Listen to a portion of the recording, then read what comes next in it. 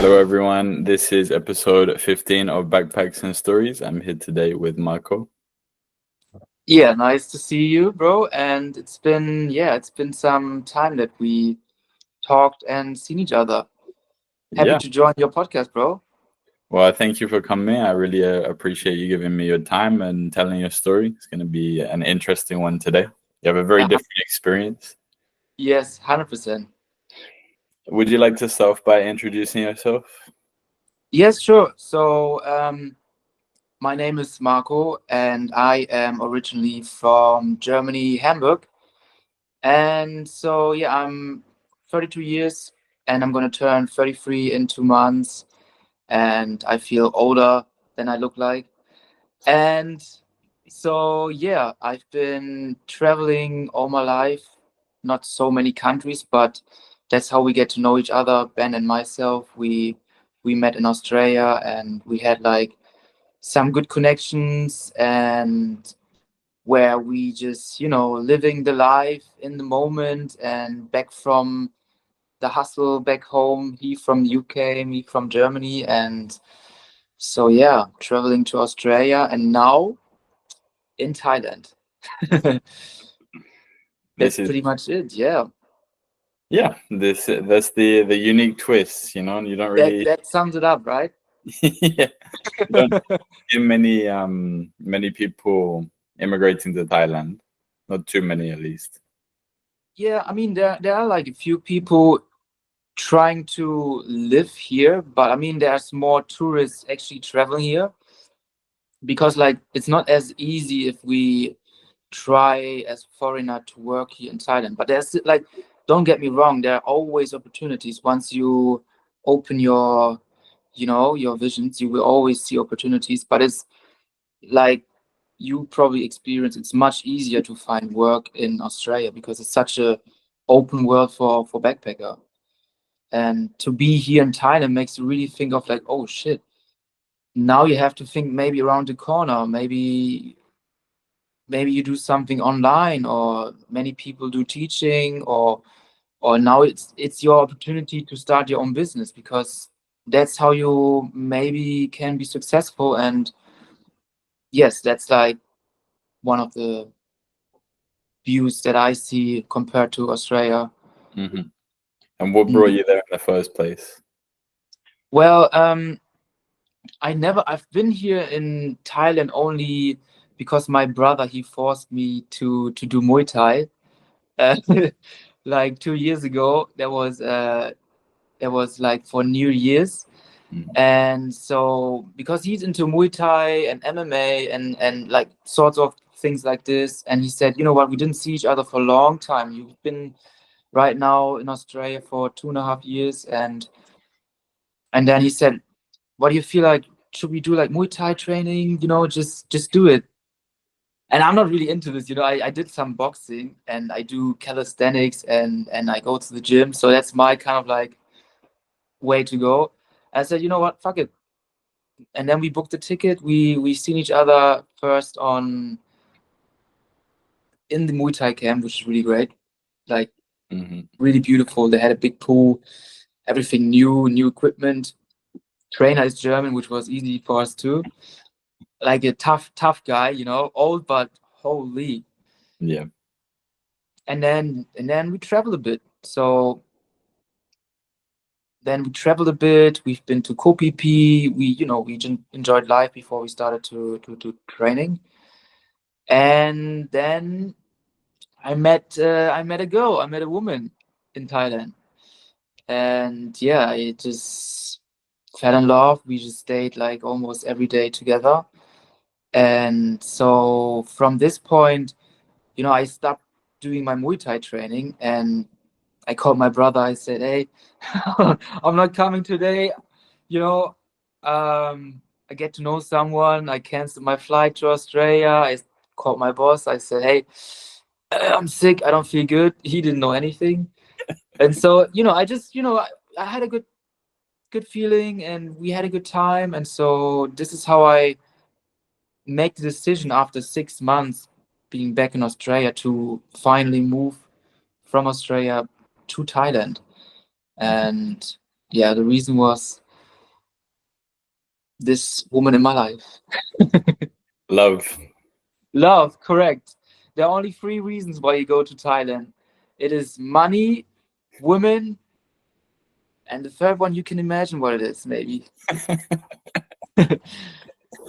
No, but it's just, it's after all, even I don't know much about Thailand because when I went to Australia, I did my research and you maybe figure out where to go and what to know and sorts of things like this. But when I made the move to Thailand, it was pretty much, jumping into the cold water. Like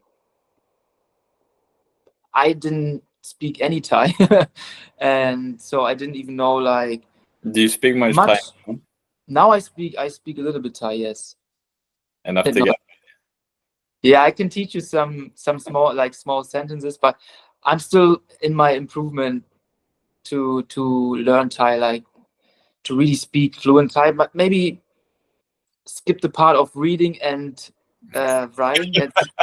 That's like that's like the last thing I want to do. But yeah, besides that, I think speaking and talking to each other is actually quite easy once you get like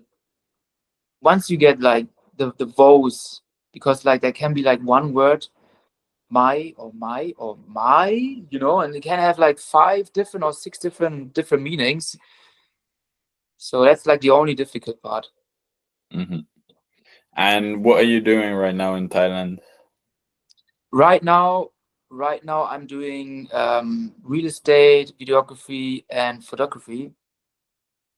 I learned this when I opened my restaurant just a year ago, and then after I had like more time to do different things. I helped my currently ex-girlfriend. I helped her with like the real estate company. So because I always love to do videos, I always love to do photography, and somehow I have like, I don't know, I have like a good eye for things, for like details or whatsoever.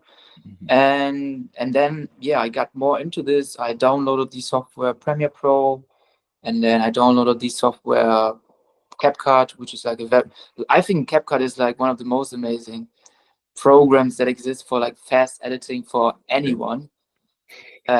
Because at the end of the day, sometimes I skip to work on the laptop. I just go straight to my phone and I just like most of the work only on CapCut.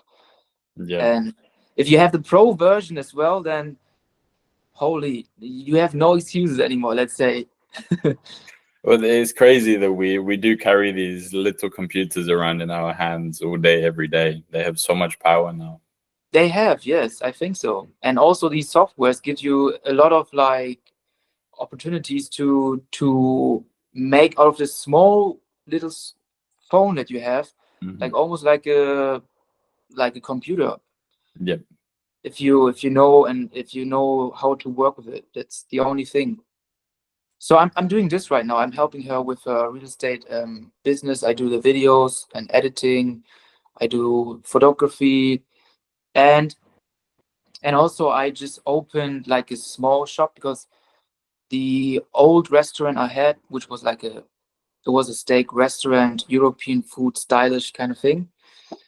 It didn't really success, and so I just said, okay, forget it. We just move everything. We just do like simple food, and now I'm having like like a small shop, which is like in front of the office.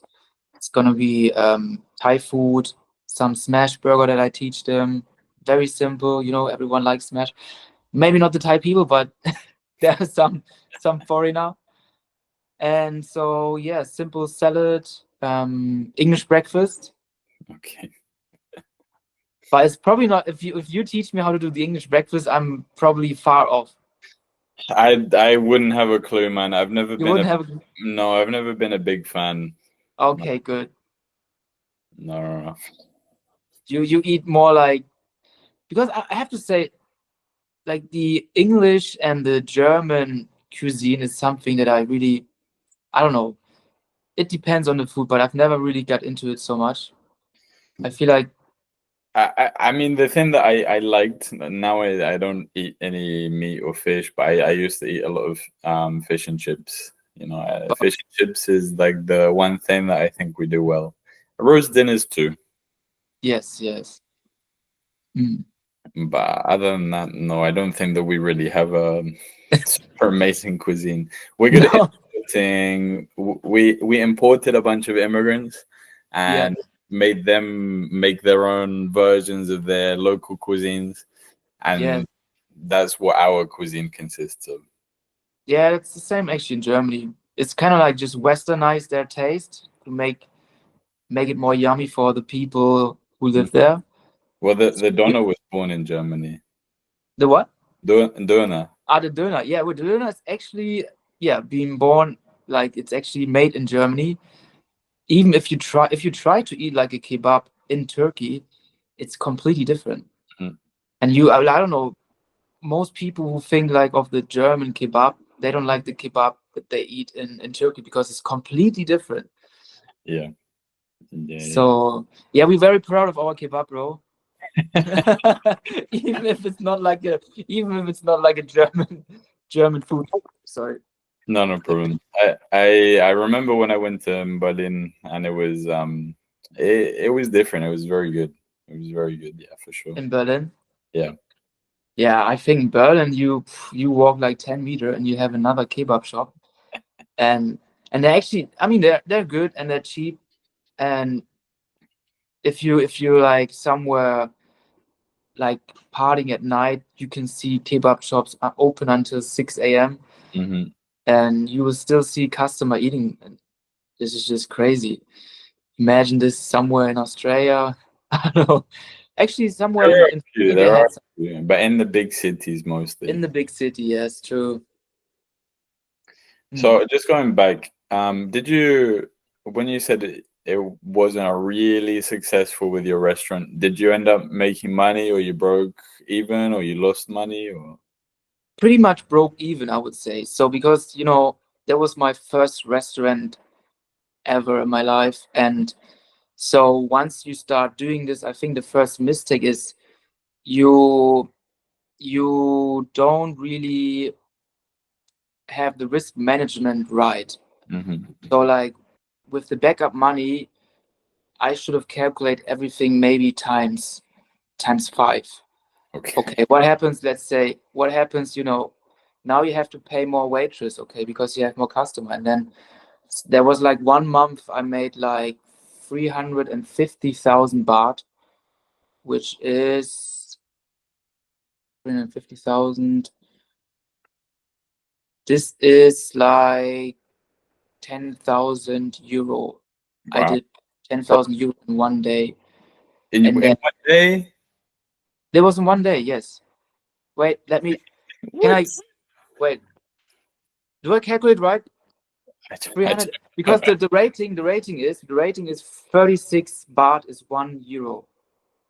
So when I did 300, wrong, wrong, wrong. Did I say day? No, no, no. Sorry, One not day. day. This You- was like 350,000 in 1 month, not day. So Okay. the numbers are this is correct. So I made 10,000 1 month, not and so No, but that's 100,000, isn't it? No, this is what I want to calculate. Is it 100,000 or 10? 350. 350. I've just woken up. I'm still, my numbers aren't there. But that, It's no, 100 then. no, it's 10. It's 10,000. It's 10,000. Oh no, okay. I was shocked that I made 100,000. No way. No, I made no, but see, sometimes I'm always confused because I have to like recalculate Yeah. from baht, Thai baht to German to euro. But so yeah, and Sorry, this was profit. this was profit, yes. Wow. But then also you have like then when we had like one of the days where we made like Valentine's Day, we had like all the tables was fully booked and everyone pre-booked before to have a table and order like our sets of wine and steak and everything was pretty much organized into perfection because I was already nervous working until late night, also with my ex in bed, because somehow we got some bookings which we couldn't really put into in any corner. But they some of our workers, they confirmed the booking, and so now we had to make it work, because you can't just tell someone who's like, having Valentine's with their girlfriend to just cancel it, because it was such a hard time to find any place, any restaurant at this time. So, and then we had to make it work, and it actually, oh my God, it was so stressful. Oh, I was there like, I had maybe 4 hours sleep, and I was there in the morning. We had to pre-cook everything, and then we had to organize everything. And this was like the day where we made also the most money. But back to your question is, because when you make more money, you have to also buy more stock, and then you have to also, maybe you started with like just a few plates, and maybe you started with just a few tables, and now you have to stock. Now you have to buy more glasses, you have to buy more plates, you have to buy more this, maybe more decoration, and then because once you start like any business, you have to work from failure, and you only get to know what's working if you do some mistakes. And then, so yeah, and we just try to have like our stuff to be controlled, and everyone knew the whole system. It was pretty much like a system that was running by its own, and I was the only thing. My presence was most of the times inside the restaurant and in the kitchen, and I was running, bro. I was like, because if you have like a European cuisine in a Thai local area, they don't know how to do any pasta. They don't know how to do maybe Caesar salad, like simple things, or schnitzel. I teach them how to do schnitzel. I teach them how to do coq au vin, like a French dish too. All these things, and so How I did had to. how did you learn to cook? Where did you learn to cook? I learned actually how to cook and how to get more knowledge in when I was in Australia. Okay. Because before, when I was living in Germany, I did like maybe some small cooking. I didn't really focus on cooking as much, because when I was working on site, I didn't have the time to cook, so I just go out. But then realizing that Australia is super expensive to go out and eat, Yeah. and I worked in construction, so I always pre-cooked my meals for the next 5-6 days. Yeah. And and also because of my personal trainer certificate, which I learned a lot about nutrition, and I just knew about, okay, like 80% of the food that I'm cooking, I can actually freeze them. It's as bad as it sounds, but because I struggled so much with like how to store my food, and how to just not waste like before when I was 18. What And are the 20% of foods that you shouldn't freeze? Because I would freeze anything. maybe actually even fruits you could freeze, but like I wouldn't freeze my apple. Okay. I've seen people actually freezing the bananas too. I So freeze bananas for my smoothies. yeah, I know you can actually do this. You can actually freeze a lot of things. Yeah, you're right. But yeah, no, and then I just like, because we had like friends groups, and for example, when I worked with Marcelo, and then with all my other workmates together, we had some days where we just tried to introduce some food from our country, Yeah. and everyone tried to just have like a nice plate for them, and you just want to improve yourself and get the recipe right. You just test the food, and these like kind of like small steps. And then I met like my other mate, friend from Israel, Ram. He teach me how to do shakshuka, which I love to eat now. Like shakshuka is just like an amazing dish. And once you get to know all these people teaching you like all these like dishes, you get to know, okay, this is the original recipe. This is the little secret inside this one. And then what's important about this. And once you get to know the big picture, which I wouldn't say I know a lot about food, I would say I just know how food should taste. Yeah. This is just my job, and this is I'm very good at researching. I'm very good in like finding the right recipes, which I know it's going to match for the taste of the people, I think, which was also very difficult if you live in Thailand, because I also made some big mistakes. Because let's say our taste buds are completely different to the taste buds of the Thai people. Let's say if we're gonna eat, like for myself, if I'm gonna eat something, like a normal dish, I like to have some salt, to just put the flavor up. And Hmm. even if you put too much salt into any dish for like a Thai person, they will already complain, because they're not used to have any salt or much salt into their food. Hmm. And so I had to be very difficult, and I had to be very controlled in the kitchen to tell them, like, don't put too much salt, don't put too much less salt, try to find the middle way. Hmm. Because yeah, And was your clientele, or is your clientele mostly Thai then, or you have lots of tourists there, or it's kind of 50-50? actually my main customer were from Scandinavia. Okay. So I had like a there's a big community here in Bangsen, and they have like a Scandinavian village. So what they do is they come every 6 months to us to Thailand, and they spend their holidays. They have like the community. They go to the beach together. They go eat, and once they see they like someone open a shop like this where they can eat European food, they have a good wine. It's like a nice night ambient with cocktail and wine and some good food. And so I get to know the owner. This was actually how I get to know like many, many, many other Scandinavians. So I get to know the owner of the Scandinavian Village project. It's like a whole big, like a condo apartment complex. Hmm. And he was there with his wife, and he asked me like, are you the owner? I said, yeah. Where you from? We just exchanged numbers, and he already messaged me the next day for like birthday parties. He would come around with 20 people. And then like, okay, see, and then the next problem was, okay, now you have a lot of people. Now you have to organize. Maybe you have to get to know more people. You have to get more plates. You have to get more this and this and this. So this is what I told you about. You get to know once something is going wrong, or once you get the pressure, what you need. And so like at the end of the day, I had some months where I made profit, but then also it wasn't like the big dream of opening in 3 months and you made like super money. Because I think the whole idea with what I had to opening a steak restaurant in like a local area, which is this part is not like, it's not like Bangkok, and it's not like Pattaya or Phuket. This is actually like a student area. Like if you go around here, the whole street where I had my restaurant is full of students, because there's a very famous university, Budapest University, and many young students, they graduate from here and they go to see the world. Hmm. So I didn't know that.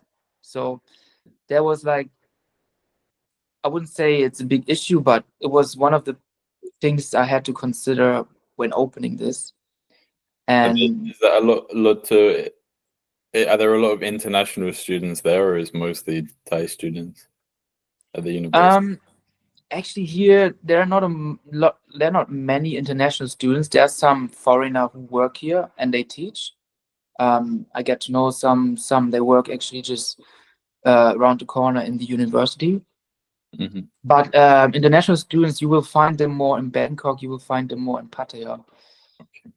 They have great schools, um, and I would say the education system is already what maybe people experienced back then. It's right now on a high rise, and people see maybe a shift of like, okay, maybe we can start a new life in an Asian country like Thailand, because the education system is by far as good as maybe somewhere in our country, Hmm. and maybe not indoctrinated with different stuff, or I don't know. Because the people here, like, let's say the people here are so pure and honest. They always have a happy smile, and they always try to help you, whatever it is. Even sometimes you have language barriers, but I never encountered any aggressive or any I don't know, something that maybe exists in Germany. So it's Do different. do you have many Thai friends? I think actually I have 80% only Thai friends than foreigner.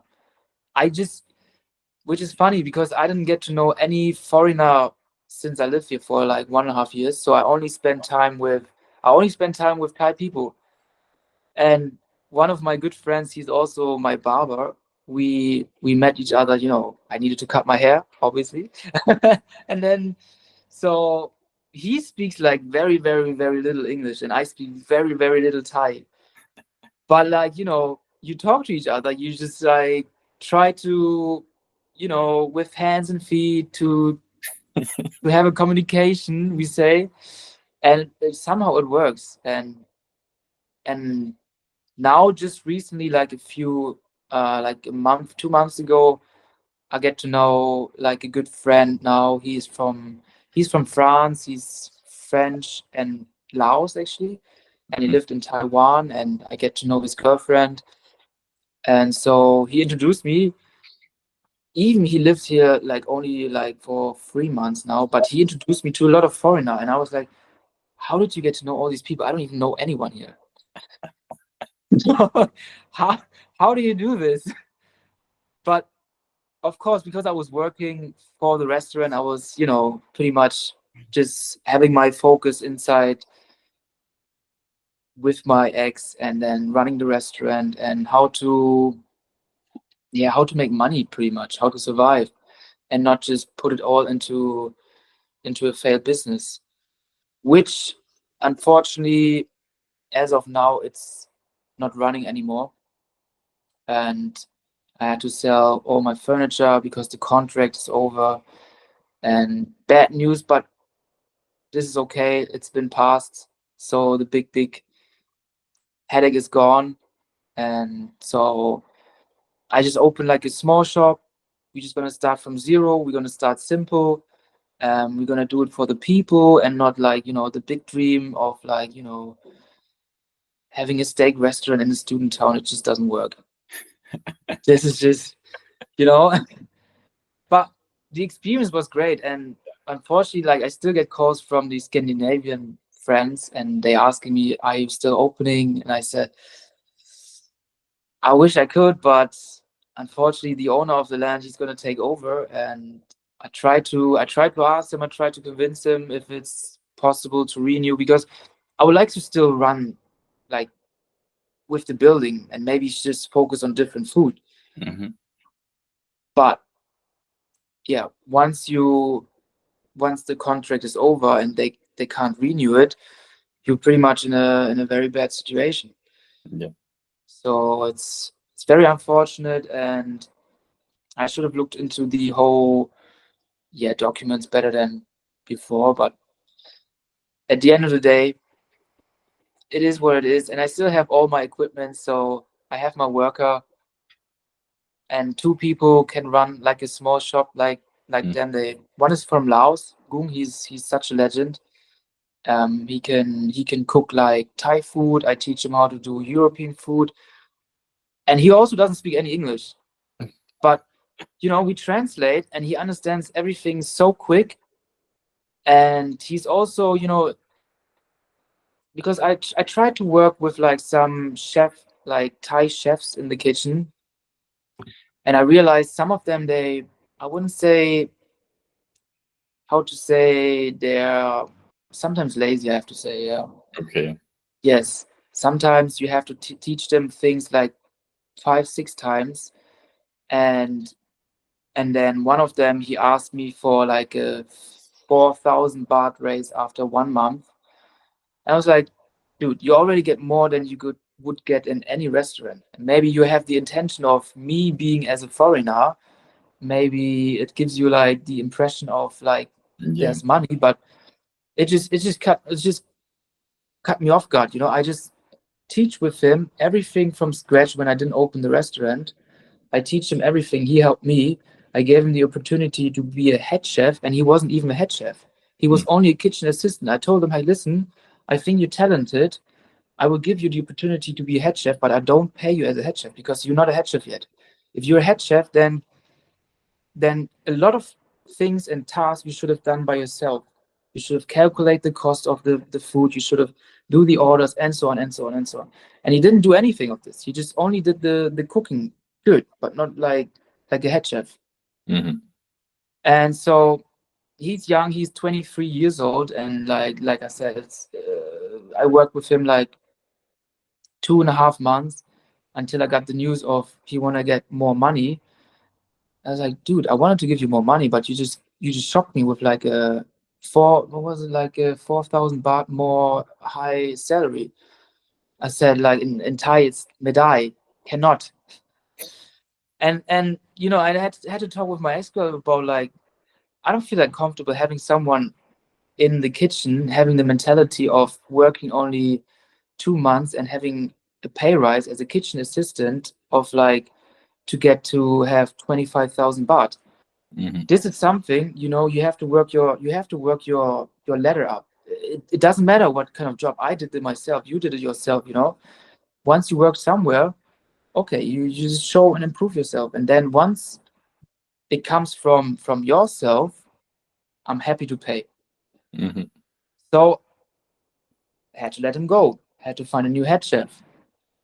So the new head chef had to teach him from zero again, and then the food did this, roller coaster. Yeah, yeah, and it's difficult So when you're running a business and you need the consistency. yes, so it was like I'm happy that we only have a small shop right now, because it was a lot of headache. Not only because I can't speak any Thai, and this was not even the main problem. I think I did good with translation, and I every time I sent them any recipes, I translated into Thai. I gave them pictures, I gave them videos, and everything was actually pretty like fast forward, Yeah. like I feel. But like right now, as of now, I feel okay. It was maybe the goal and the pressure was a bit too high, and the other thing was because my ex, she was working in her real estate job, so I can't just have her like all the time to help me in the restaurant. So this was like the other issue, to always, hey, can you call this technician? Can you help me with this? I need to order this. And it was like a lot of like going on and taking away from her job to my job. And it was a stressful year, I have to say. Didn't But go to the gym. I didn't go to the gym. you didn't train for a year. Or not for a year. I did train just now and then, maybe just like 2 months, 2 times a month or 3 times a month. But I was really dragged out Yeah. through the restaurant. I have to tell you, there was like a lot of pressure and a lot of work that I did. And then, like I said, because I had to, we had to get some money in between when there's not much to do in the restaurant, no customer, like a lot. Then the system is running by itself. I need to only check them maybe 3 times a week. So that's when I teach myself how to do real estate videography. So long hours and ooh, a lot of things. Yeah, but you learn a lot of things, and you have to take the positives away from the experience. And that sounds like the way that you've treated it at the end of the day. And if you didn't really lose any money, then that's even better. You know? Yeah, I mean you always lose some money when you do business, I think, but at the end of the day, you rather take the risk and see how it goes. If if you maybe don't do it, then you never know. Maybe you're gonna, I don't know, maybe you always had a dream, because I had a dream to open a restaurant.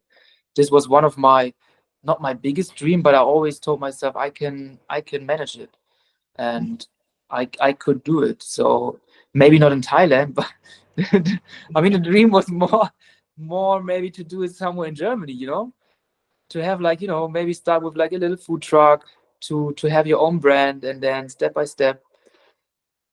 But like I never imagined to open something in Thailand, to be honest. Yes, yeah, yeah. I feel like I remember you telling me that, back when I met you, that doing something food related had been an idea of yours. Um, Yeah. on that note, now that you've at least completed the dream in trying. Do you have any other dreams right now? Any other dreams? I mean, I think the dream and like the passion of traveling is always something that I just, always loved. It's something, when once you had this whole experience in Australia, and even sometimes you had tough times and you always thought about, oh, how is it going to be tomorrow, but it always kind of like worked out. I don't know, it's so weird to explain this to people who never experienced this, because it's a scary thing. But if you have like a lot of people in like a little bowl who are scared, it always works out. You're not the only one. And if it's a job or anything, like living situation, somehow like traveling through Australia was like the best thing. And this is something, if I could manage, like this kind of like big goal of traveling the world, making money, connecting with people, is like that. I think that was like a much bigger goal than I always had, than besides the whole restaurant. Mm-hmm. Because this is something, I never needed any materialistic things in my life. I never needed a big car. I never needed a big house or anything. Like, I feel like something that gained me and I gained the most out of was always like connecting with people, and having some laughs, having some good memories, maybe on a barbecue night somewhere at the beach, or and and I feel like once you get older, I don't want to get, people have their own beliefs of getting older, and maybe some of them tell you like, oh, you're old, you should maybe think of having kids, or what about family? And I'm like, s- people are so individual, people are so different to each other, and I feel if there's like something inside, maybe you or myself, pursuing the dream of like traveling, I think it's never too late. Mm-hmm. Of course, you don't want to just travel without any ambition or any money, because it's impossible.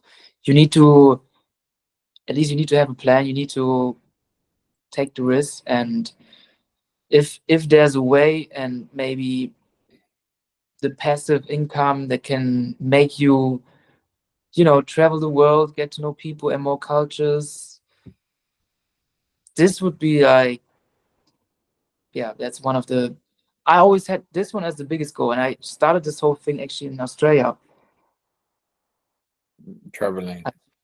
Yes, traveling. Yeah. Yeah. Because I think one of the things which Australia teach me was like, to not being so German. How to explain this is like, I realize it's much more enjoyable sometimes to just be spontaneous. And as a German, I'm still like this. I'm very organized. I like to plan ahead, and I like to, when I go somewhere, maybe I make my own plan what I'm gonna do when I'm there. But yeah, I have a very good friend, and Louis is his name. He's German, and he was almost like 8 years younger than I do. ADHD extremely, but a funny dude, and he just teach me all also like this kind of like chill dude, just chill. And I'm like the older guy. I'm like, you have nothing, you have no idea about life. But he was actually the one who talked to me once this whole COVID thing happened in the hostel and they shut down the hostel. He told me like, "Hey Marco, I don't know you. We just talked yesterday, but do you want to buy a 4-wheel drive and go to Merrimack?" I was like, "I don't even know you." "Yeah, it's okay, but just think about it until tonight, okay? We have to leave." And I was on my laptop. I was on my laptop looking for jobs, like an idiot. There's no time for looking for jobs. It's COVID. What are you doing? And then yeah, and he just kind of like grabbed me and just put me in the right spot with his other friend, and then we just backpacked. We just bought a rooftop tent for the car, and then we just went to like a local area and just living in the tent for 5 weeks, eating pasta, and everything was fine. Yeah. You know what I mean? We didn't have any issues. We had internet. We had a lake where we could swim. There was a shower, like public showers in Australia. I was like, this is just too wild. I can't believe this is like the life that I'm living right now. But somehow I had a great time. Yeah, it's so true. That it's definitely an eternal process of trying to fight the ways that we were brought up with. We were brought up into this capitalistic, consumeristic world where we believe that everything is just about buying things and having things, Yeah. and it's complicated at first to break away from that, to break away from this isn't reality. It doesn't have to be your reality. You don't have to be a part of that system if you don't want to. It's complicated to leave the system, like really leave, to get out. And I Yeah. admire people so much who do that, who just drop everything they own and they live on the road. And in South America, I met so many people who didn't even have the money to do that, to go and, Mhm. travel in the way that maybe us to see traveling, coming from, a more privileged place, a more privileged background. Maybe not necessarily, that doesn't mean we come from high class society, but even just the resources that we have compared to what they have, and they're going Yes. along hitchhiking and doing volunteering and just Mhm. for years like that. It's Yeah. crazy. I wish I could do that. I could, but to let go of everything that I've learned is so hard. Yeah, I think so. But it's a beautiful life, and like you say, connecting with people. There's nothing more valuable than that in this world. Connecting with people from all different backgrounds. From Mm. if you stay in one place for too long, you're going to it's going to consume you, and it consumes the Mm. people around you for sure. Yeah. So moving, and by meeting people who have been moving, you get influence from everything and everywhere. Yeah, I agree. Yeah, and you learn a lot just from different people, different opinions, different cultures. And that's why I think like the most important thing, which I always tell people, and it's not always the money that stops them. It's more of like, I think some of them, they're just scared of the certainty. What's the word? Like uncertainty Yeah. is the word. Um, but I think if you because some people, they ask me about like, how did you do it with Australia and like blah blah. I said, if you really focus like on making the plans to go somewhere, let's say you really want to go somewhere, you make a plan, you're gonna find a way, and you're gonna find a way how to save money for like maybe a few months, you know. But if you're not willing to do so, then of course you will always question that. You will always question how to do. But like my focus was actually to go there to Australia and save up the money, and then like it was the best idea ever. And I always tell people to, until this day, if you're still young, and I did it pretty late. I was 28. I see people like 18, 19 traveling in Australia, or even Thailand, which is, for me, it's insane, you know.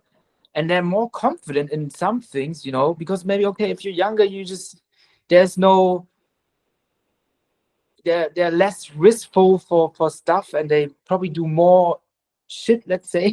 you know they do more stuff that we in our age wouldn't do, because we have some sort of responsibility. But like, heads up, there are so many young people who just go for it, and they realize very quick, if you be with people, if you go to hostels, you get to know people, and then it's just, you just ride the wave, you go with the flow. You don't need much plans. You just need to book your ticket, go to a hostel, and then of course everyone is in the beginning shy. No one wants to talk to anyone, but everyone is in the same boat. This is what I realized. This was my first time in a hostel in Australia, And I was like, oh, you know, I don't know how to talk to them. My English was really bad. Like, I don't want to be embarrassed of myself. I don't want to just like, hello, my Name is Marco. You know, But I think German bad is not so bad in the German bad. German bad is not so bad. Germans have generally have quite a high level of English. Yes, I think. Yeah, I think some yes. It depends. Like, actually, no. Yeah, it's most of my friends they speak good English. Actually, And I mean, some of them have probably never even traveled or never gone away from outside of Germany for a long time. yeah, I mean, some of them they also work with like people from overseas and they need to speak English. And I think that's the only reason how you can improve yourself. Because if it's only from the school English, it's gonna be very pass away very quickly. Yeah. And this was also one of the best things that I could do when I lived in Australia was to not stick to the backpackers anymore. And I was living with Aussies. I was, yeah, one of my best friends. He's Aussie, Bo from the Gold Coast, and I finally just decided to not live also with Germans, Hmm. which is nothing against Germans, but I just like to be, with the local. And I was living with one of my mates, Bo, and he had a dog and a complete different lifestyle. And somehow I found it hard in the beginning to understand his accent because he had like a not like a Bogan English, but like a mix of Aussie and Bogan. Okay. Yeah. Not sure how to explain this, but He's from the now outskirts of the city. now when he talks, it's super easy to understand. And so I get to know like more people. I get to know some people from New Zealand, and so yeah, had a good friendship with them. And then people from my people from the backpacker side, the people from the Aussies, Hmm. and then just like mix them together, go to festivals together. And because I worked in like a company where I worked on a CNC machine, and I was on the machine cutting some board for like a cabinet making company. Yeah. And I was also the only backpacker, and had some great connections with everyone. Like the people there, just funny. I don't know why, but the people in Australia it just matched my energy. Hmm. They're really like they like a laugh. They're not so serious about life. And sometimes after work they like to have a drink, couple of beers, and just simple. Mm. Sometimes we go to casino. I don't know. It's apparently a thing, not to play, but we just go there to Yeah. have a drink. In Germany, when you go to a casino, you're gonna spend money because you have to get dressed and you have to actually play. It's completely different. So Wow. I mean, I think most people do go and spend money, but just on the pokies.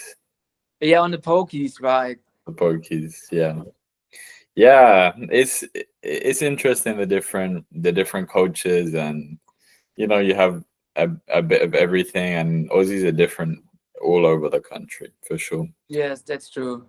And question, did you feel like you never really fit in Germany? Mm, at some point, yes and no. I feel like I fit into Germany, but I think my vision was not in first of all not in the job that I worked for, and my vision was always kind of like connecting with people. And so yeah, I mean, I still have good friendships in Germany, my family. And I wouldn't say if I go back to Germany I wouldn't fit in. It's just at this point I felt okay, kind of like a miserable time back in Germany, and I just wanted to kind of escape it with you're only young once in your life, and what if I'm just going to talk about it and I'm never going to do it, going to Australia, and nothing can stop me. Like, I understand when I talk to people and they say, yeah, but I have my job, and I can't just go to Australia and just, like, living the life like you did. Hmm. But I mean, I worked in a job where I had like a fixed, work schedule and whatsoever, but I wasn't really deep into like the team as like other people, let's say. So I know both sides when someone tells me, hey, right now I just been up the level, I'm doing different jobs and I have responsibility in my team. I can't just put everything to the side, and I have a dog and I have my girlfriend, which is, I totally understand. It's a very individual question, and at this point, it was for me like the most easiest decision I could make. I was looking it up into, and I was thinking about, okay, I choose three countries. I was thinking about America, I was thinking about Canada, and then I was thinking about Australia. Hmm.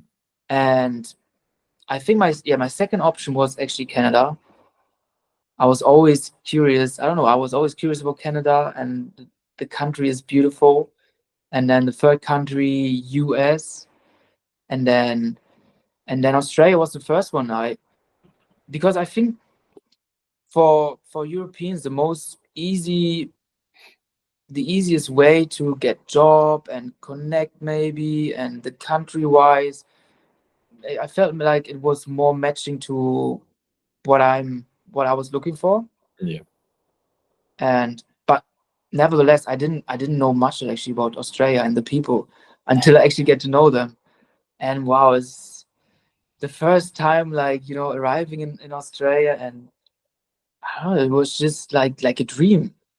Hmm. You go there, you people sell beautiful food and delicious food, and the beach is nice because Bondi Beach, of course, like the Instagrammable famous beach, but it is beautiful. It's all good. It's if you live in Germany and it's almost 24/7 just dusty and dark weather, and okay, maybe 2 months you have beautiful summer, and then you go to a country where there's the sun like almost every day. Yeah, even the winters in Sydney aren't that bad.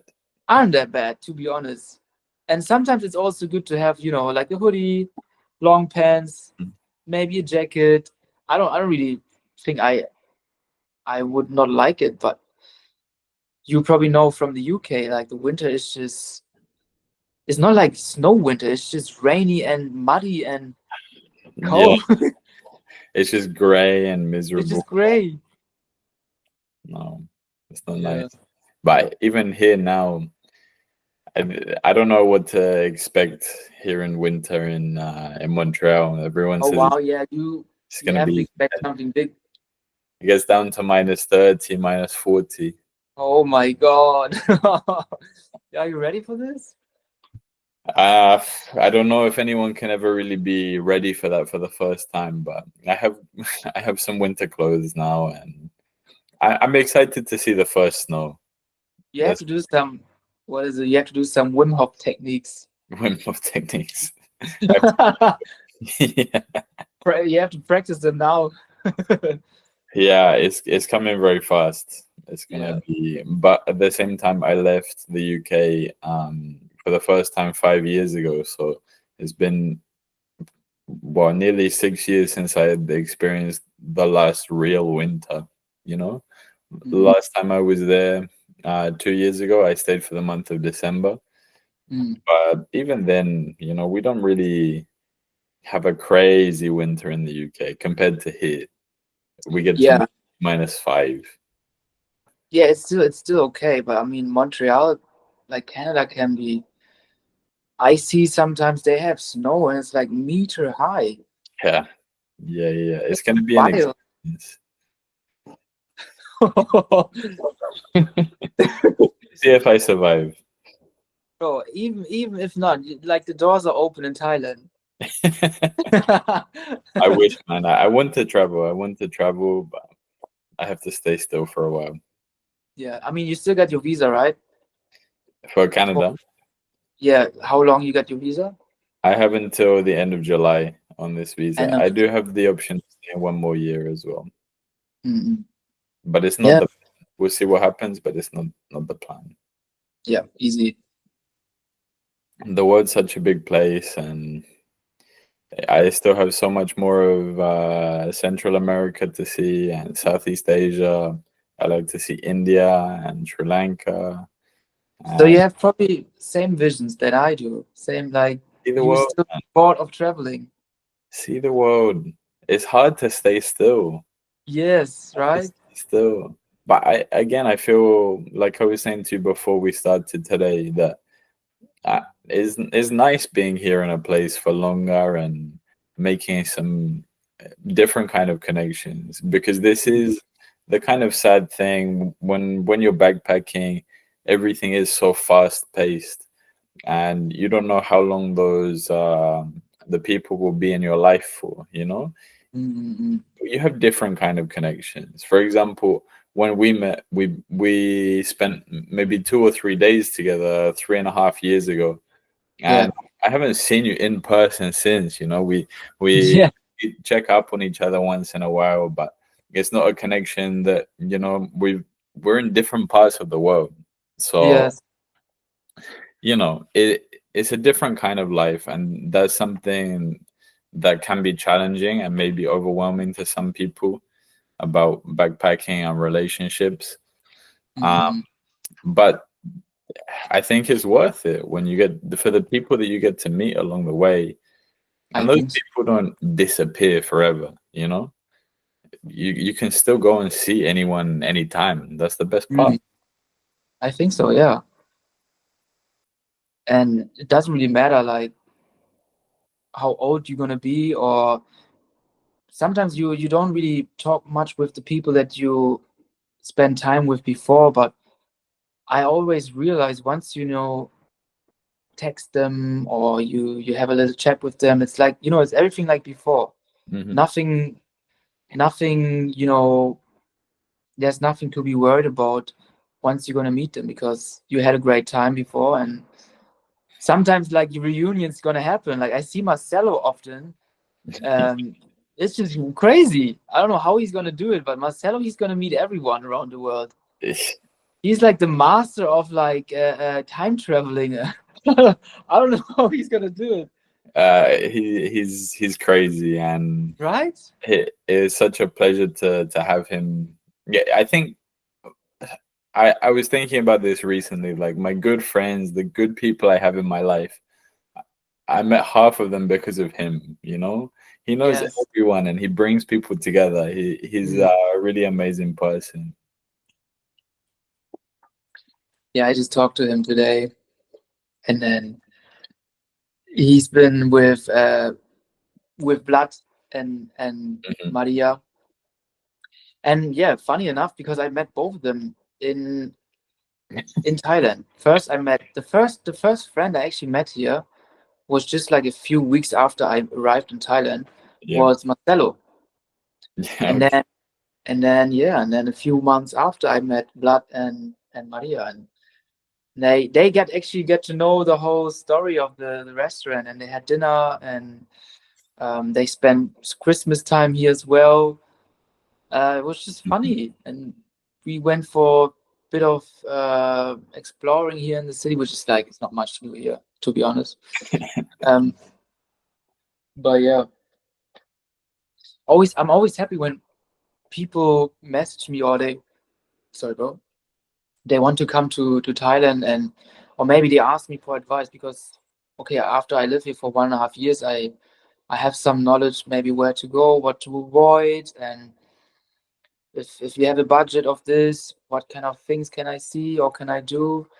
And I'm always happy to help people if it's just like for a journey, or even some of them they ask me for advice. Is it a good idea to move like long term to Thailand? And I always say, you should always make your own opinion. If you want to come here, then first try it out. Just don't sell everything and just go blindly into a country and just don't do it like me. Don't do it. No, I mean, I think the best thing is just when you go there and you book like a ticket and you have maybe 2 months to just see the world or see the city or see the country, and then after, because it's different, you know, probably if it's different if you travel and you're in the mood of, you know, having adventures, and compared to actually living somewhere. So now you have to live somewhere, and specifically in an Asian country, it is a culture shock.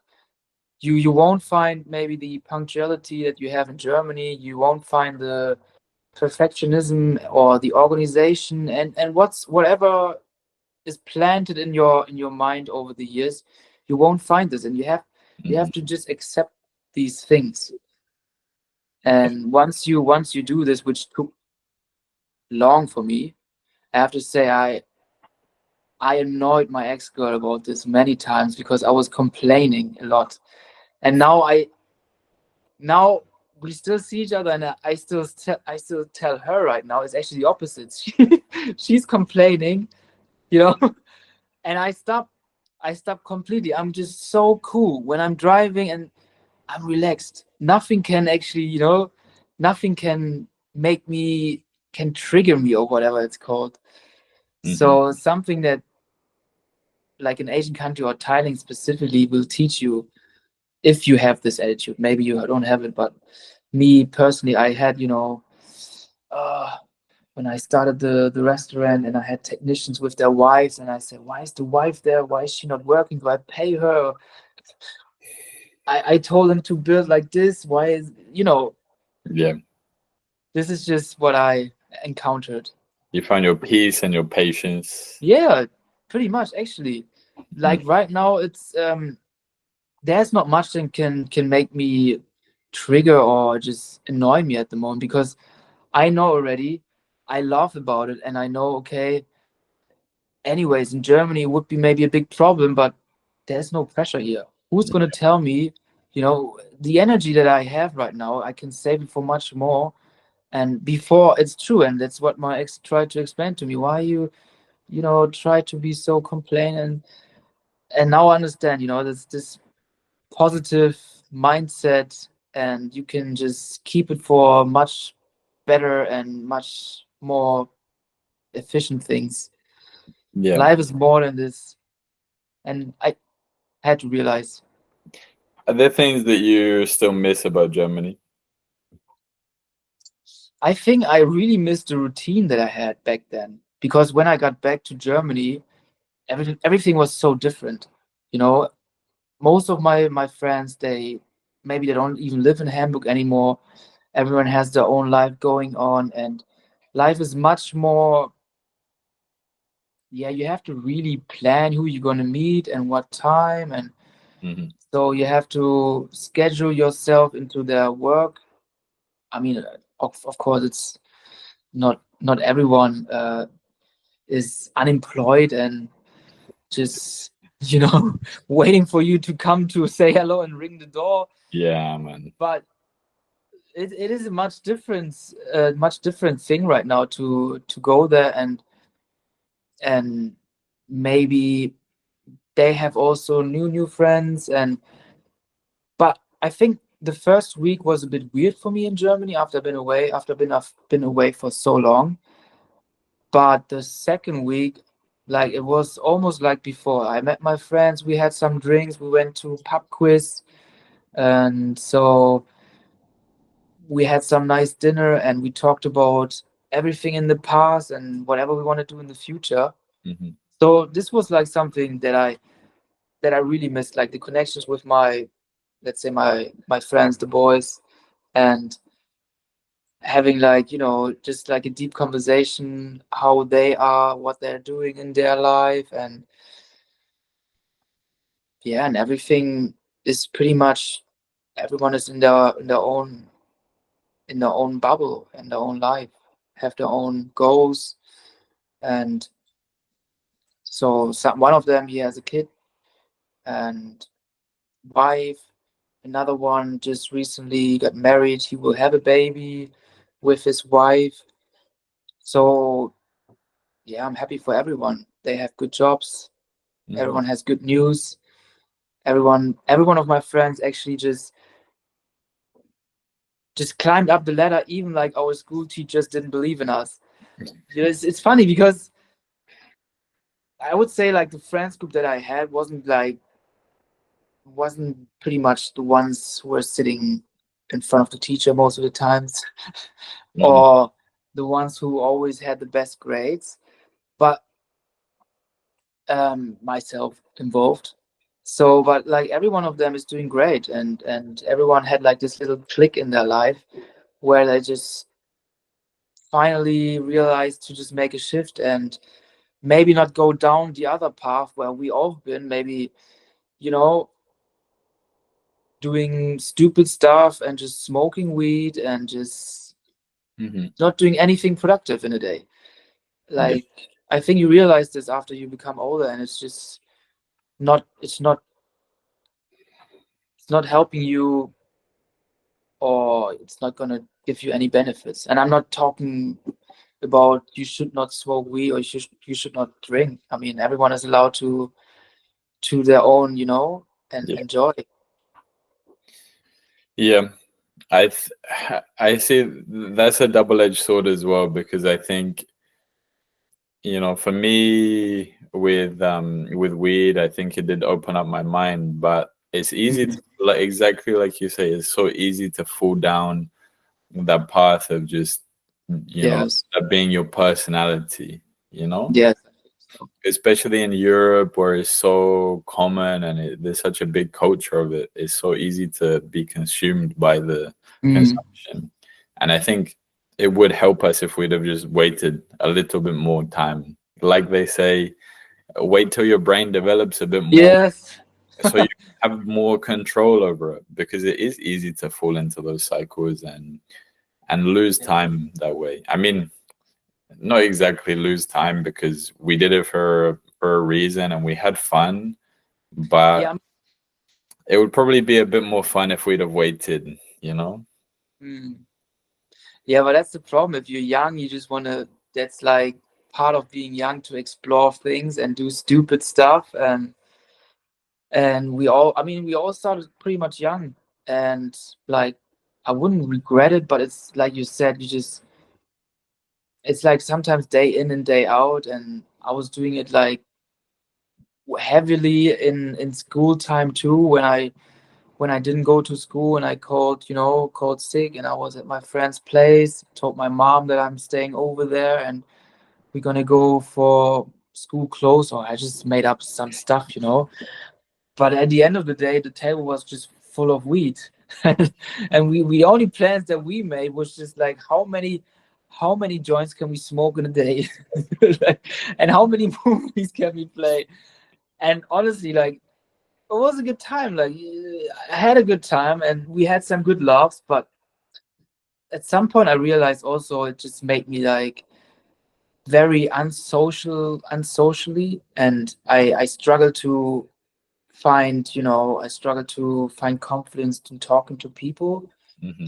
And I had to just see where's the problem coming from. And I feel like weed is so individually to each person. For some people, they need to smoke it to get comfortable, and some people they smoke it and they feel antisocial, Yeah. maybe getting anxiety. When some friend of me tells me like, oh, I need to smoke weed if I go party, I'm like, what? I want to go to fucking bed. There's no way. I want to get some munchies and watch a movie. No, we go to a techno club and you want to smoke weed? Like, dude. Yeah, there is That's some why it's crazy. so different, bro. Yeah. Yeah. But I went through a very similar cycle, and it took a long time to, because yeah, of course I used to enjoy smoking with people, but then I think the balance switched and I started spending more time smoking by myself. And I Yeah. think when that happens, I'm not Like I'm more of an introvert than I am an extrovert. I like to Mm, spend a lot of time by myself. And mm. when you're smoking by yourself, you get so comfortable with that, and then you want to spend less time with people, and then Yes. it's just this big cycle, and it kind of pushes you to shut yourself in. And I Mm-mm. think I kind of got to that point, and it took a long time for me to realize that and to break out of that cycle, to start taking longer breaks. And now, it's basically out to my life. I don't smoke, Mm. and but it's nice to think back about, it was nice. I love the smell, hearing Yes, of from course. people, you smell it in the street all the time, but Yeah. yeah, it's not a relationship that I could have in my life on a Yeah. regular basis. Good on you, bro. But like I said, it's I never judge someone if, each to their own. And I know benefits, I know the um no benefits of it, and that's why it's such a hard topic to make, like a statement about each person, because you can't just see through any characters and just, hey, you should not or you should. Because let's say I talked about Lewis, the guy who helped me in Australia, the young guy. He was 21 that time in Australia, and he has ADHD. Hmm. And I was very happy when he smoked weed.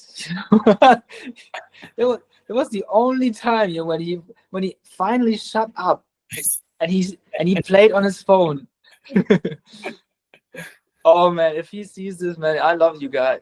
If he sees this, I hope so. He's a great guy. He knocked me a lot of times, but I have to say he also teach me, how to be chill Hmm. and just, relax. When you're young, you just no pressure and everything. Did you ever But smoke with him, or have you not smoked in a long time? you mean with him, or you mean With here?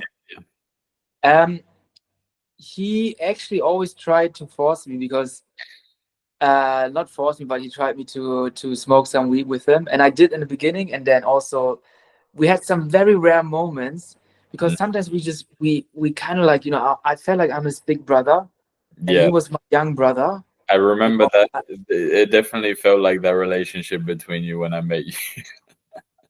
yeah, and then so what happened was, then I always try to teach him things, and he always, he couldn't just accept blah blah blah, like fighting, fighting, fighting. And then there was this, like, kind of like dad and son moment when we finally smoked some of the good stuff, you know. And he just showed me some music or some YouTube clips or whatever, and I was just laughing my balls off. I was just having a good time, because once you smoke weed for a long time, again, Hmm. oh man, it took me like 3 or 4 hits, and I was flying. Yeah. And so, and then he always tried to, like, hey Marco, you want another hit? He's like, one So more, one more. why not? He wants me to just get relaxed and chill. Why you always like? I said, I like it. Of course, I like it. I told him, but it's just not. I don't want to get back into the habit. Hmm. And I told him also, I don't have ADHD like you. You need to use it. You should have a doctor who's giving you prescriptions. Yeah, yeah, yeah. So yeah, it's just yeah. Louis. I remember one day when you stepped into the oh my god, I was at the beach. With the jellyfish, yeah. Oh my god. Oh, that was horrible. Oh, I I think I talked can about this. imagine the pain. It was crazy, man. It was crazy. The most Dang. painful experience I'd ever had. I felt like useless because I didn't know what to do. I mean, there's nothing you can really do. I mean, when I poured the kind of piss onto my foot, it was made it so much worse. Hmm. Yes. Oh my god. I immediately know when he got out of the water, then yep, he got bitten by or sting by the sting. What is it, like jellyfish? Like the It was a blue bottle, yeah. oh my God. How long did it last, the pain? And I remember that I could feel it by the evening, but it wasn't so bad. But it really, really strong, like a solid hour. It was like a solid 8.5, 9 out of 10 for a solid hour. I mean, that was the most painful experience that I've had. If felt like I feel like someone would be shooting my foot. That's how much Oh no. so painful. But wait. Before we get into this, did we do some we Everyone else had consumed a substance. Yeah, oh my, I was but sober. I mean I know myself, but you did too. No, I was sober. Oh hell. I'm But so happy that oh my God. you I'm so remember happy that we Vlad also got stung in his ass. yeah, I remember this, but he was like, I don't know why he didn't feel the pain that you did. Wow, he was under the influence. Maybe he thought it's like, yeah. But that I feel like that might be worse. You know, I Yeah, feel like that's why I wanted to ask, because it's sensitive. if I would be you and I'm high on acid and some jellyfish, some blue jellyfish would, sting me like this, I would go crazy. I think it would give me a bad trip for sure. Yeah. Yes. Oh, oh. No, but This is like, I think this is worst case scenario that you can have when you have a trip. get stung. There's nothing worse than this. You could maybe a shark attack would be worse. Yeah, but then you just die. It's okay. Then No, that's it. it comes off and bites your arm and Oh leaves. my God. Okay, bro. I think that could be worse. Yeah, that's a very bad trip, of course. Oh, Especially like one of the weirdest things I see on social media sometimes are these like climbers on high-rise buildings, and I see them and I get I just first of all I'm scared of heights, and I can't even see this on Instagram or Facebook or whatever, yeah. and it just scares the shit out of me. And I see these people just for the sake of the thrill, and I don't know, the views. I mean, it's the adrenaline rush. People are addicted to adrenaline. Hmm. Everyone has that. Something like bungee jumping or No, I've never done. I know there's a bungee jump here in Quebec, which is the largest one in Canada. Um, but I've never done bungee jumping. I want to skydive. I've never done a skydive before. yeah, Have that you? must be. Have you? No, I haven't. I don't know if I can do, to be honest. You could. I think like when you drive these gondol in Switzerland or Austria up the mountains. I Hmm. don't know the name, the things. Oh Like my God. ski lift. Yeah, Yeah, like easy. the lifts, these whatever it's called, these transports up. And it's just, I don't know, I just don't like to be not in control of something that can take away my life. I don't know why. It's just that's such a weird feeling for me. I don't know why. Yeah, And that's why it's just something intern which I don't like. And also when I did carpentry, which is pretty stupid to do, but when you walk on different levels, there's no like, you should have security, you should have a harness and whatever, but yeah. honestly, if you work there and no one has, you just have to balance yourself on these like um, wooden pieces and just hope that you don't fall. And the first day, I had to go up. It was like the fourth floor or something, and then I was just holding on this thing, step by step to go up, holding left and right. I just don't feel I can do this. No, health and safety goes out the window. Yeah, I was actually asking like, where's my harness? Like, you fucking kidding me, pussy? They're just making fun of you. And Yeah, I was it's actually, I was actually scared of that. I mean, it was not fourth floor. It was probably like, yeah, third floor maximum. And if I would fall down, it's just like, I mean, it can hurt, but So yeah. and most of these accidents exactly happen like this in Australia. And somehow it's one of these like alpha things in construction where no one really does give a shit. But safety is important. I think so. And the rules were made for a reason. And as a German, I like my safety. I just like to not, because I had already so many problems. I dislocated my knee on the left side 3 times. I got a surgery. I got a surgery here on my neck. I had that an abscess. My what is it called? Your wrist. My right bone just dislocated as well. And How do all of these things happen, man? I've been, I'm already Transformers. Why should I go skydiving, bro? That's No, real. actually, I think it's a good idea. I think once you do it and you overcome the fear, that's the only reason I would do it. Yeah. Because I think you should always face the fears, and then it gets better and better.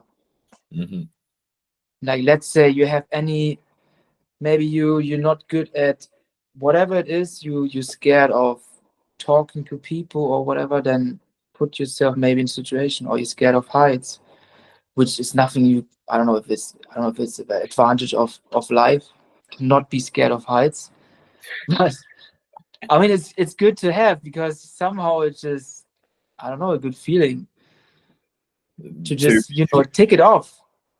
Yeah, to overcome your fears. Yes, to tick it off from the box. Yeah, for sure. Okay, well, I think we're gonna come to the end here.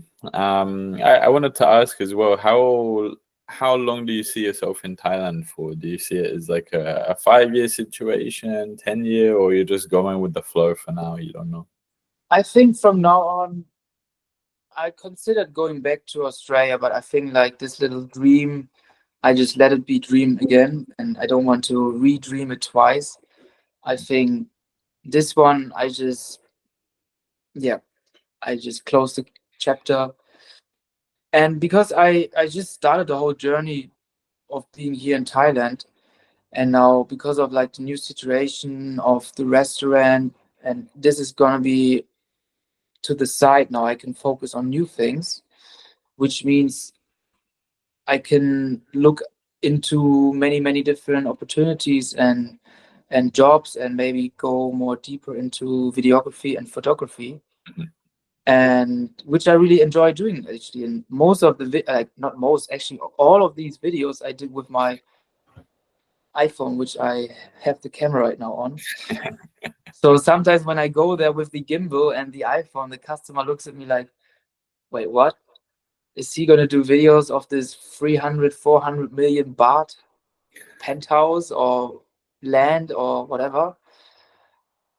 But never someone actually told me like to not to do it. And at the end of the day, when they see the editing, everything is fine. So I got my small references, I got my small portfolio, which I can use. And I think like the journey just started, bro. Yeah. Honestly. And from here on, I think even if it's working in Thailand, or even if it's the new journey of traveling through many other Asian countries, I think the best thing is right now in Thailand, and you can see so many places. I think the only thing right now is just get myself back into my work, and get everything out of my old restaurant into the new one, get the system, and don't have like so much headache like I had before, and just make small money. And usually the whole idea of the small shop is more for my workers actually, because I know one of them, he's from Laos, the name is Gung and Cake. They work very good together, and they asked me already before, do you still have work? And I say, yeah, you can work in a new shop. And I just want them to have something, and they like the vibe. I'm not like a crazy boss who's gonna tell them every second what to do. You know, they don't have much to do anyways right now. It's chill. But yeah, I think next year definitely I'm gonna be still here in Thailand. My visa is until next year April. Yep. Then I have to figure out like a new visa opportunity, um, which there are so many ways how to do it. Yep. And yeah, from now on, staying in Thailand for the next 4 years, I think. And you And haven't traveled so much of Thailand yet? actually, not much. I mean, before I've been like traveling with my brother, like Yeah. Phuket or Pattaya. I'm often because it's just 1 hour, not even. I've been there today, and Bangkok and Koh no, Koh Phi Phi. But I mean, like Thailand is so huge. You can explore so many different areas. Like most of the times, it's you go to like all these big cities, but I think the fun starts when you go to these local areas and I don't know, you see completely different world. Yeah, for sure. Yeah, I think, but yeah, now my focus is mainly also learning Thai. Hmm. I think life is much easier when I can also have conversations with the people. Yeah. Maybe it's not a big issue if I'm in Bangkok or Pattaya, but here it's where I am. Sometimes, yeah, it's you go somewhere and you have to translate. Yeah, but it's also about the connections as well, because you can connect better with the people. You can get to know the people better. You get to Yeah, make relationships. yes, 100%. I think so. Well, I wish you all the best in your projects, in your future projects, and I hope to at some point I'll stop by. Hopefully, you're still there in Thailand. Appreciate, bro. Thank you so much. And yeah, I wish you also the best of success with your podcast. Thank you, thank you. It's a great idea. Also, like to just reconnect with people again, listen to their stories 100%. if they're That still alive. and that's the thing. Before, when I started, I felt very kind of shy because some people I'm messaging and I haven't spoken to them in a long time, or they're people that I feel like I should have called by now.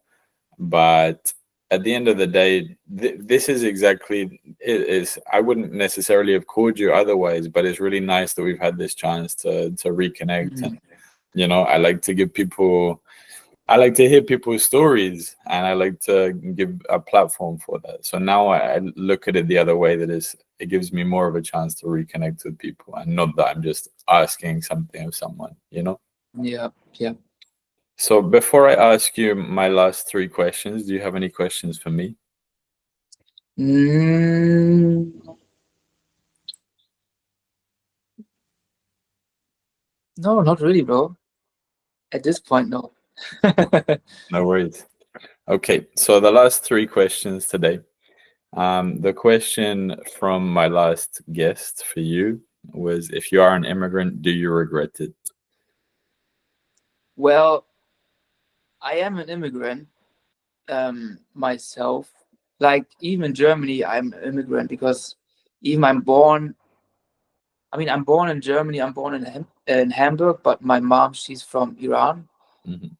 So yeah, I would never regret being an immigrant because it's always something unique, and I think if you be in a different country than your own country, then that means you have a different purpose in life, and you want to maybe get away from struggle in your own country and build something new. Mhm. And I think it's always something special, let's say, immigrants can do, if it's of course like, because there's also like a gray area if you immigrant yourself in a good way or in a bad way. It's up to everyone, but um yeah, I think it's always something unique. 100%. I Mm. think something someone brought up to me recently is that we also need to destigmatize this idea of being an immigrant, because we are immigrants. We left our country, we emigrated from our country, and we immigrated to a new one. Yeah, I think so. But And as long as you, yeah, as long as you respect cultures and people and follow rules, then everything is, it's just a beautiful journey for everyone. And Mhm. it's it's so many years that we've been already like multicultural in each country. And Germany, UK, everyone is so, multicultural with so many different people from all over. And you have so many, if you don't have like all these people also coming to different countries, then you won't have all these like creative ideas and maybe expanding like different businesses, or also maybe the food creation. It's not like only one way street. It's That's the beauty of having, people from all over into one place and just creating something unique. 100%. Yeah. Immigrants built the world. Yeah, some people may not think the way, but this is how it works. And if we wouldn't have some immigrants, and the honest truth is we are using our yeah, let's say our rich country from third world countries to build, to have our market over there, and to gain, wealth in our first world country, and build the shoes and clothes and everything. But at the end of the day, it's like we should all work together, and everyone wants to have a happy life at the end of the day. Mhm. And if some immigrant wants to come to like a wealthy country, let's say Germany, it is for a reason. And sometimes people forget about it, that we wouldn't be a healthy and wealthy country if we wouldn't get all the, hard work from different countries. That's Yeah, how it works. That's how the world works. And people have to open their eyes to see this. yeah, 100%. 100%. Mm. What question would you like to ask the next guest? What question I would like to ask the next guest? Would you rather be, what's the question? I just thought the question. What was it? Would you rather be happy and poor, or rich and what was it? Rich and unhappy. Okay, very nice, very interesting. Yeah, it's a funny topic. I have seen a video of like a girl, and she was crying with like a lot of cash in her eyes, which was pretty stupid. I don't know why. Okay, But yeah, yeah, very good. I'll look forward to the answer from the next guest. And yeah. finally, what is your message you would like to share in your own language, in German? Yes. In my own language, in German, Yes. I would say, mache nur das, was dich auch am Ende glücklich macht. Und zieh es durch. And what does that mean Yeah. to you? And in English, what? It means translated, just focus on whatever makes you happy, and just do it. Like, just focus on this one. Mhm. I mean, I can go much deeper into this, but I just leave it like this. It's a nice message. Very important. I think so. Happiness is all we need, and love, Mhm. happiness, smiles, love, connection. Yeah, man. 100%. Well, thank you so much for your time today. It's been an absolute pleasure to reconnect and to hear your story, how everything's going in Thailand. Likewise, bro. Likewise. Thank Thanks for inviting me. It was because I already seen your podcast on Facebook, and I kind of like was curious, and then you messaged me, so I'm happy that we finally made it happen. Yeah, man. It was I really appreciate it. Thank you for being part of this project. Yeah, easy. And I wish you all the best success. And you never know where it's gonna guide you in life. But it's the first start is always the best start. I can tell you. Yeah, man. Yeah. Well, thank you everyone for listening. This has been episode 15 of Backpacks and Stories.